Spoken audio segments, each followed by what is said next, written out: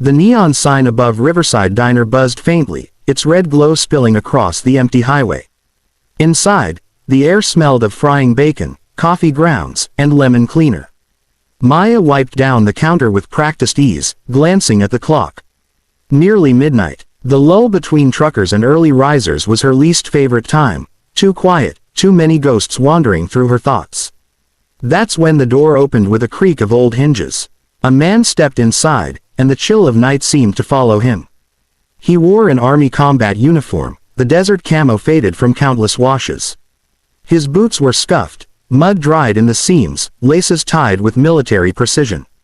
He wasn't young, but not old either, just somewhere in that space where a man carried years heavier than his age.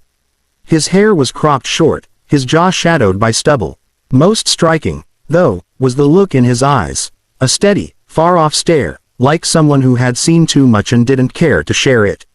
He slid into a corner booth without glancing around, setting his cap on the table. His back was to the wall, facing the door, habit, Maya realized, not accident. When she approached with a smile and a notepad, he didn't even look at the menu. "Just water," he said, voice low, gravelly from disuse. Maya hesitated. She'd seen that look before. Her brother Daniel used to wear it when he came home on leave, the kind of look that said he'd rather starve than admit he needed help. She poured him the water anyway, setting it down gently. He nodded once in thanks but didn't touch it right away. Her eyes drifted to the menu still sitting untouched under his hands, the corners of the laminated pages curling from years of use. She couldn't shake the tightness in her chest. This wasn't just a man passing through, this was someone who hadn't had a warm meal in too long. She turned on her heel and marched to the kitchen window. "Lou," she whispered to the cook, "throw on a plate of meatloaf, potatoes, extra gravy." He frowned. "Table 7 didn't order." "I know," she said. "It's on me." Minutes later, she carried the steaming plate back to the booth. The soldier looked up, startled, as she slid it in front of him. "I didn't," he began, straightening. "Already covered," Maya said quickly, giving him a reassuring smile. "Eat while it's hot." For a moment, his jaw worked as though he might argue. Then something in her expression, gentle, unwavering, disarmed him. His shoulders sagged slightly, the rigid posture softening. He picked up the fork and knife with careful precision, almost like he was afraid the meal might disappear if he didn't handle it right.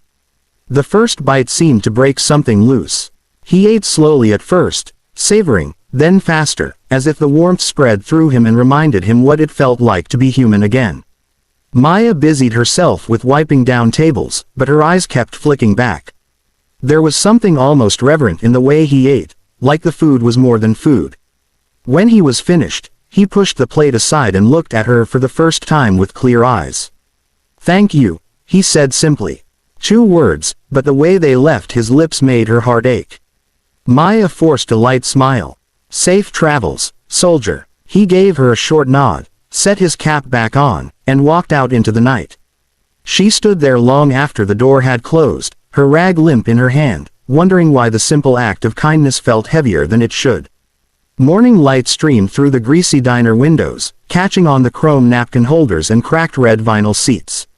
Maya was humming softly to the jukebox's low tune as she wiped down the counter.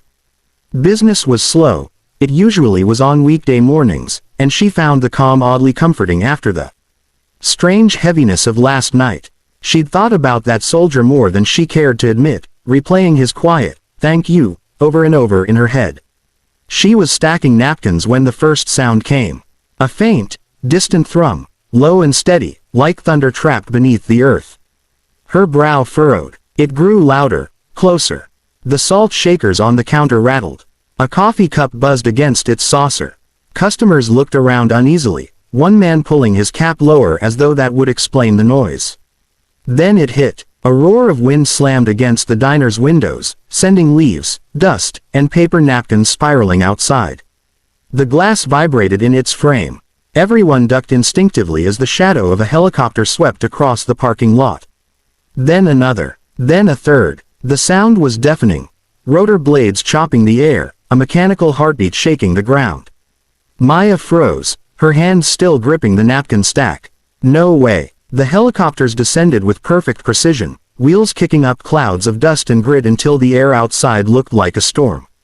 Through the haze, figures began leaping out, soldiers in full gear, rifles slung across their chests, moving with sharp, practiced coordination. They formed a perimeter as if they were securing a war zone, not a sleepy roadside diner. Gasps filled the room. A mother pulled her little boy close.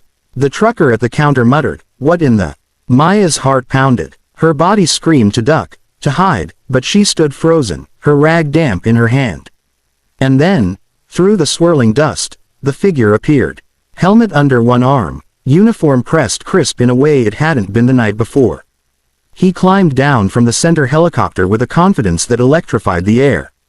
The same man she had fed 12 hours ago. But he wasn't the same. Gone was the weary, hungry stranger. In his place was someone commanding, someone the others clearly looked up to. The soldiers turned slightly as he walked, unconsciously creating space. Even with blades still thundering overhead, the world seemed to still around him. He strode toward the diner doors, boots striking the pavement with sharp purpose. Maya's chest tightened. Her hand gripped the counter to steady herself. The bell above the door jingled like it always did, absurdly ordinary against the extraordinary chaos outside. Dust swirled in behind him before the door slammed shut. Inside, the sound dropped instantly, leaving only the muffled roar of blades beyond the glass. Maya swallowed hard. Every set of eyes in the diner tracked him as he stepped inside. He scanned the room, then spotted her behind the counter. His expression softened, just for a second, as if he'd been looking only for her. "Miss," he said, his voice carrying a calm authority that silenced the entire diner. He set his helmet down carefully on the counter, meeting her wide eyes. "I didn't introduce myself last night. Captain James Rourke." A ripple moved through the room, whispers, shocked glances. Maya's mouth opened, but no sound came out. She had no idea what to say. The man she had thought was just a hungry soldier was standing before her now as someone very different, someone important. And the helicopters still roared outside, waiting for him. The diner was so quiet that Maya swore she could hear the tick of the clock above the register. Every customer sat frozen, half-turned in their seats, watching the uniformed man who had filled the doorway.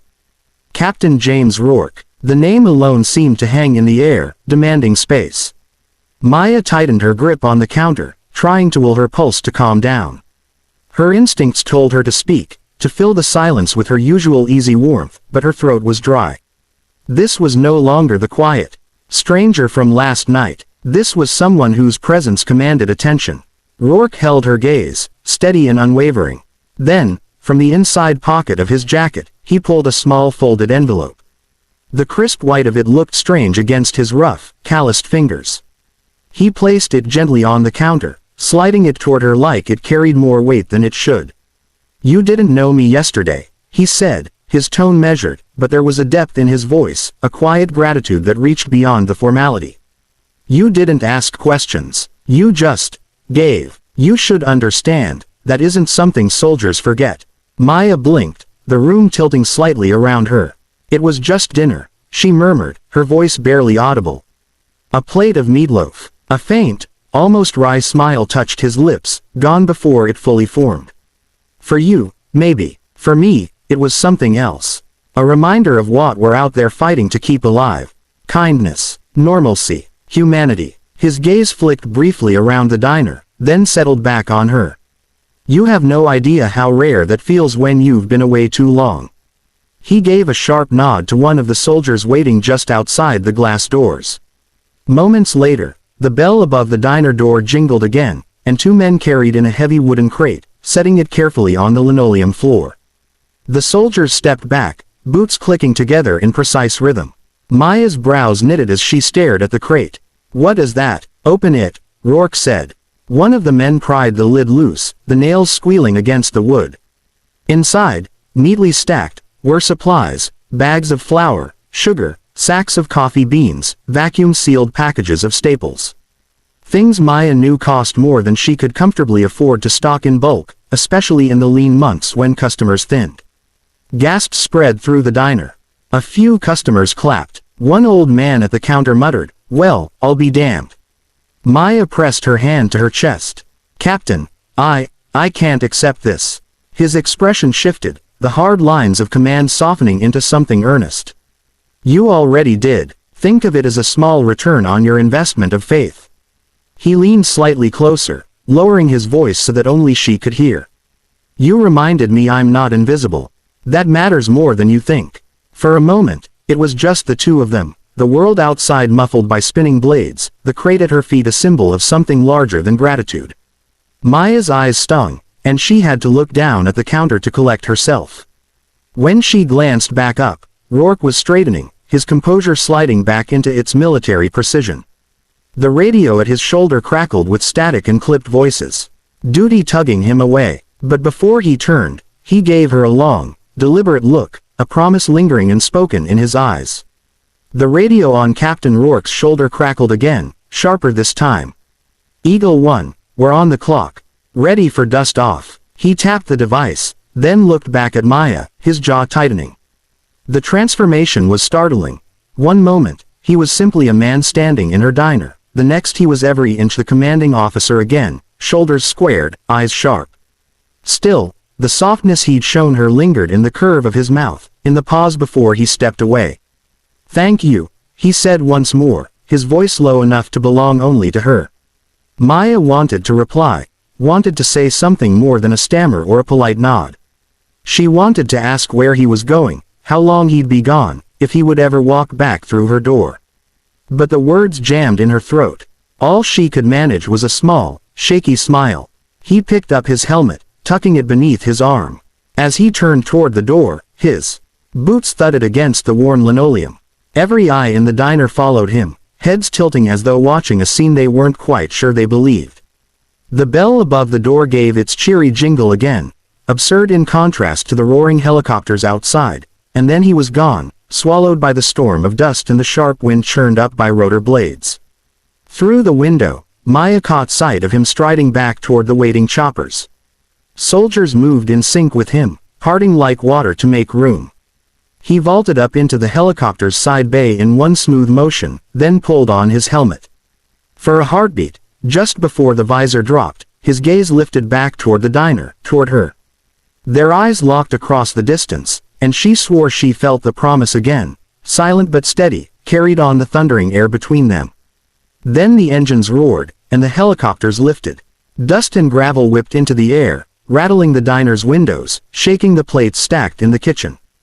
Customers shielded their faces as the storm tore past. And then, just as quickly as it had begun, the sound began to fade. The three helicopters rose higher, shrinking into the sky until they were nothing more than dark specks against the morning sun. Silence rushed in, heavy and surreal. The air still smelled faintly of jet fuel. Napkins lay scattered across the floor like fallen leaves. Slowly, the murmur of voices began again, half-whispered questions, disbelieving laughter, the scrape of chairs. Did you see that? Someone breathed. Whole damn army, right here. Who was that man? Maya didn't answer. She stood behind the counter, her rag still clutched in one hand, staring at the empty stretch of sky where the helicopters had vanished. Her heart was still racing, her ears ringing with the echoes of blades. On the floor near her feet, the crate of supplies sat open, a tangible reminder that it hadn't all been a dream. She reached down and touched one of the sacks of coffee beans, her fingers brushing over the rough burlap. The gesture steadied her, anchoring her in the moment. She exhaled slowly. Life in the diner would go back to its rhythm soon enough. Truckers, travelers, families with kids who spilled soda and laughed too loud. But Maya knew something had shifted forever. In one quiet act of kindness, she had opened a door she hadn't even realized was there. And through it had stepped a man who had carried both the weight of war and the promise of something more. She glanced once more out the window at the clear blue sky. Somewhere out there, Captain James Rourke was flying toward another mission, another unknown. But he had left her with a gift far greater than the supplies stacked in that crate. Hope.